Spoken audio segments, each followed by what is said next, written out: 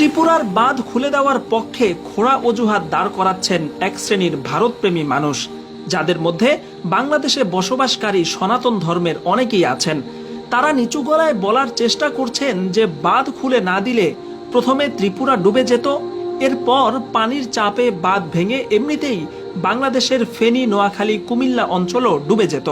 ফলে বাংলাদেশকে বাঁচাতে বাঁধ আটকানোর চেষ্টা করলে উভয় দেশ প্লাবিত হয়ে বাংলাদেশ ভারত উভয় দেশই ক্ষতিগ্রস্ত হতো।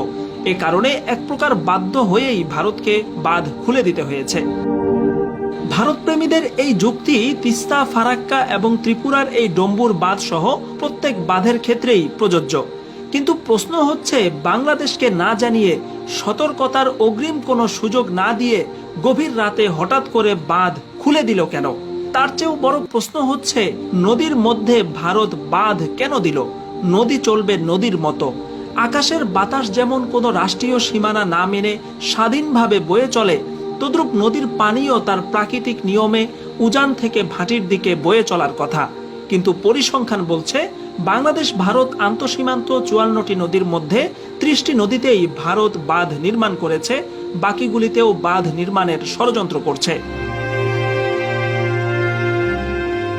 এক কথায় বলতে গেলে, নদীর পানির উপর উজান থেকে ভাটি পর্যন্ত প্রত্যেকটা দেশের যে সমান অধিকার, সেই অধিকার খর্ব করে ভারত একতরফা ভাবে বাংলাদেশকে পানি বঞ্চিত করে রেখেছে। নদীকে নদীর মতো চলতে দিলে নদীর গভীরতা, নাব্যতা এবং প্রশস্ততা ঠিক থাকতো। হঠাৎ করে বন্যা অথবা পাহাড়ি ঢলে অতিরিক্ত পানি আসলেও নদী সেটা সহ্য করতে পারত এবং সহজে সেই পানিকে ধারণ করে সমুদ্রে পৌঁছে দিতে পারত। কিন্তু ভারত উজানে বাদ দেওয়ার কারণে বাংলাদেশের নদীগুলো শুকিয়ে খালের মতো হয়ে গেছে, পলি মাটি জমে নদীগুলো ভরাট হয়ে গেছে, বিভিন্ন জায়গায় চর উঠে গেছে। এখন হঠাৎ করে এত বিপুল পরিমাণ পানি ছেড়ে দিলে বাংলাদেশের অগভীর এবং চিকন নদীগুলো সেই পানি আর ধারণ করতে পারে না। ফলে আশপাশের পুরো অঞ্চল প্লাবিত হয়ে ভয়াবহ মানবিক বিপর্যয় দেখা দেয়, যার চাক্ষুষ প্রমাণ এখনকার ফেনী, নোয়াখালী, কুমিল্লা, চট্টগ্রাম, খাগড়াছড়ি এবং ব্রাহ্মণবাড়িয়ার মতো জেলাগুলিতে ভয়াবহ মানবিক বিপর্যয়।